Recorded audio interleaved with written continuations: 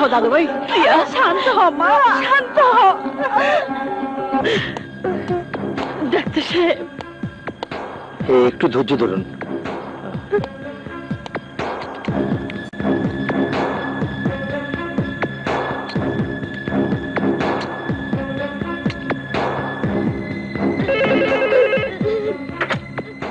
বলুন।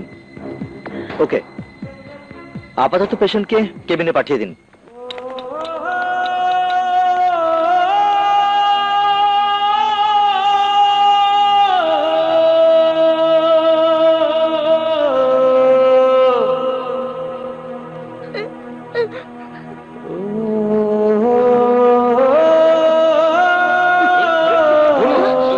শান্তন, please Shantan, Shantan. Sir, injection quick. Sir.